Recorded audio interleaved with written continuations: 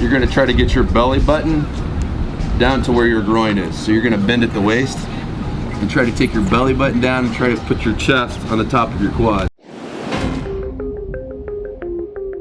My motivation comes from like my willingness to prepare and plan my week. What am I most passionate about? What is a priority in my life? What do I hope to achieve this week, this day, this morning?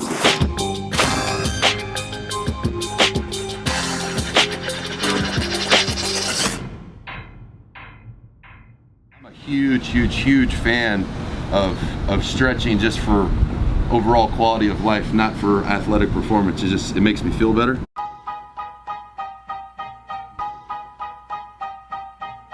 I usually take about 8 to 10 minutes every single day and just get a good stretch in, because I think it's great to be, you know, big, muscular, strong and all that stuff. But one thing I've always prided myself on is being an instrument, you know, not an ornament, meaning I don't want to look like I can run a certain way. I don't want to look like I can lift a certain way, and not actually be able to be athletic. So I want to be functionally strong, not just look like a bodybuilder and have big arms. No, I want to be able to spend time in the gym and have it improve my quality of life or my ability when I'm walking the street, when I'm on the grind. You know, somebody messes with your wife, you don't want to be so muscular that you can't handle your own. So I usually take a few minutes to stretch because I want to be functional. I want to be able to move really well. So I'll take you guys through my flexibility routine. Hold each stretch from about 15 to 20 seconds.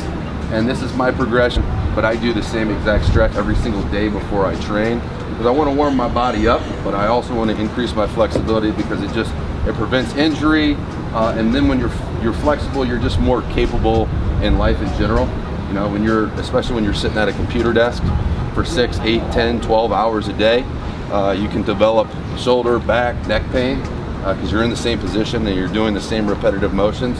So I think this part for you guys is going to make you more comfortable when you're working, but it's also going to make you more capable as well. If you guys did nothing, no physical activity, and you only stretch for 10 minutes a day, you would be surprised how much better your work will be, because you're not constantly pausing because your shoulders or your neck are hurting, and you're not waking up in the morning with a stiff back. You're taking that 10 minutes to stretch it out, get everything loose, and then kind of move on with your day. It's going to improve your quality of life, but it's going to improve your productivity as well. So spend about 15 to 20 seconds down here, stretching out your hamstrings, your lower back, your glutes. We go down to the right leg. Steve. Yes. So you stretch always before you warm up? You don't warm Yeah, up? typically it depends on what type of training I'm doing, but I'm always gonna stretch. Dynamic stretching would be stretching, like this, moving around, moving your leg like this. So when I train my legs, I do a dynamic stretching where I'm constantly moving things to warm them up. But if I'm training upper body, then I do static stretching, which is like holding the stretch.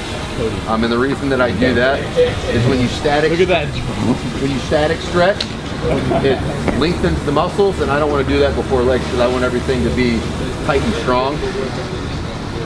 All right, so the next thing we're going to do is stretching out your calf. Where it looks like you're stretching your groin, but you're actually putting all your weight through your heel right here. And your calf has 3 different portions of it. You have your soleus, which is attached to your Achilles, and then you have 2 calf heads, and this is stretching all of that down there. As athletes, this is a super important stretch, because a lot of the times when you're weight bearing or you're supporting somebody else's weight, that's when a lot of Achilles injuries happen, and Achilles tears and the Achilles ruptures can completely ruin and end your career. So this is a stretch that as professional athletes we do quite a bit.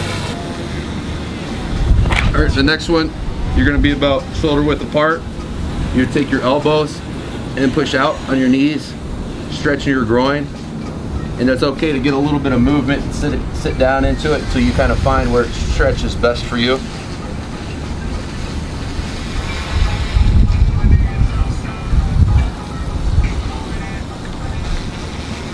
get our right quad. And when you're doing this one, don't bend over this way. You want to roll your shoulders back and pull that up with your right arm. I'm gonna hold this for 15 to 20 seconds. If you've got to hold on to the rail or hold on to the person next to you for balance, it's no worries. All right, now we're gonna have a seat. Amazing. Feet out in front.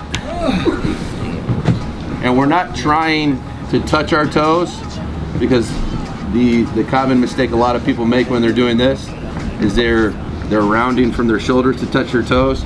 You're gonna try to get your belly button down to where your groin is. So you're gonna bend at the waist and try to take your belly button down and try to put your chest on the top of your quads. Obviously you're not gonna get there unless you're super flexible, but just about bending at the waist.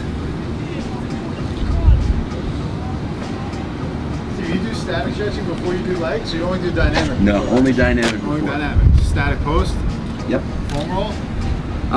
You know what? I do massage once a week, and I find that's a little bit more beneficial for me. I stretch enough that I don't knot a lot.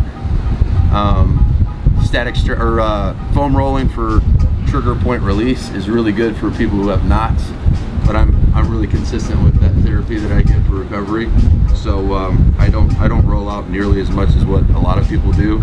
But those people that roll out are self-massaging, and I'd rather just lay on a table for 90 minutes once a week. So spread your legs. We're gonna do the same thing. We're gonna take our right chest down to the top of our right quad.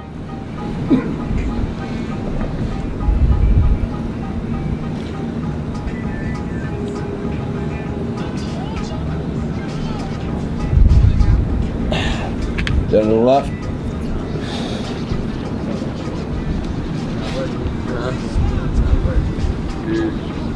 How you do anything is how you do everything. Chest to the middle.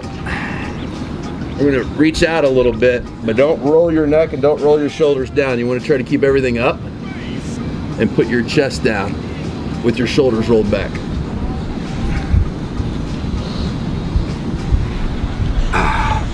All right, for the next one, you're gonna put your left leg out. You're gonna put your right leg over, and you're gonna take the front of your elbow onto the front of your knee, right hand over your left wrist. You're gonna pull that back, and that's gonna stretch that whole right glute there.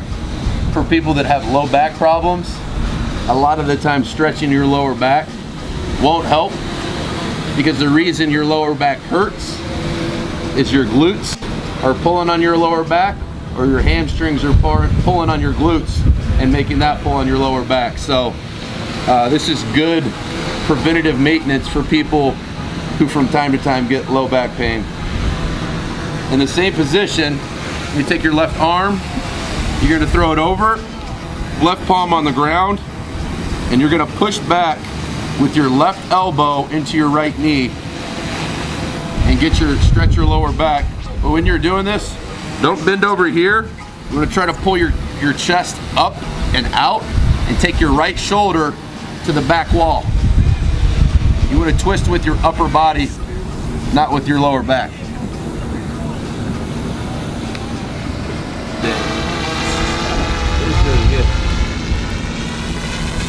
This is the reason so many people are into yoga. You know, there's this kind of a sense of well-being when you get done. You get stretched out, you just feel better. All right, so the next thing we're gonna do is you're gonna put the bone of your right ankle 2 inches above your left knee. Then you're gonna put your arms back like this for support. You're gonna pull your left heel up to where it's flat on the ground, and then you're gonna come off the ground. You're gonna try to, this right knee, pull it down. It's gonna open up your hips a little bit. And then once you kind of achieve that position, you can try to take your your chest and bring it into your left quad. So this. And that's gonna stretch that IT band and stretch that glute out. And you guys notice a lot of these stretches are stretching everything but the lower back, but it benefits the low back. It's all the surrounding muscles, all those assisting muscles in your legs that contribute back problems. All right, now we're gonna sit down.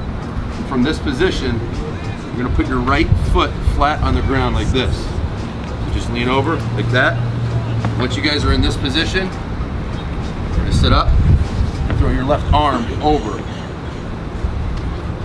It's gonna be the same stretch as what we were doing earlier for our lower back, except for this is targeting your right glute. I'm gonna try to keep your chest up as much as possible. The more you close off like this, the less stretch you're gonna get. And we wanna open up our chest because it's also stretching our upper back, like your left shoulder and your left upper back is getting stretched as well. All right, so we're gonna go through that same progression. We're just gonna switch legs. So you put your right leg out, left leg over.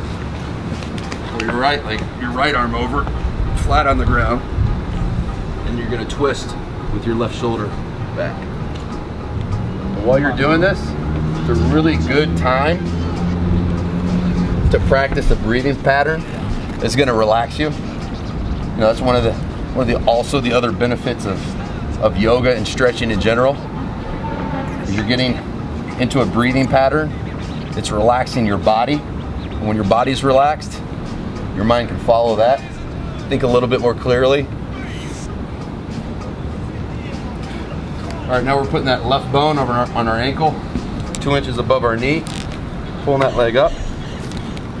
Got our arms behind us for support. And now we're just gonna bring our chest to our right quad. And just kind of rocking into that nice and easy.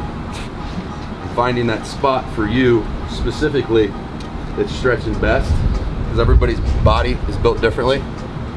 My hindquarter is a lot more developed than Gerard's, so the place that stretches me might not stretch him. So it's always about you individually finding that position that is giving you the best stretch. Let's go. But that was a 18-minute workout, and that's really all the cardio I do in a day. I never really do much more cardio unless it's like going for a walk. I never do more than 20 minutes a day, but I never miss a day. So, you know, if you're a person that wants to get to a certain point, you're going to benefit so much more in life in general. I'm not just talking about cardiovascular health, of making a constant, consistent investment every day than you are going out and saying, you know what, I'm going to run 2 hours today. I did that one time. You know, on his bedside. I've done everything. I did a half marathon. Yeah. Hour 40 minutes. You know, that's not going to make you lean. Nope. It's the consistent investment of doing that.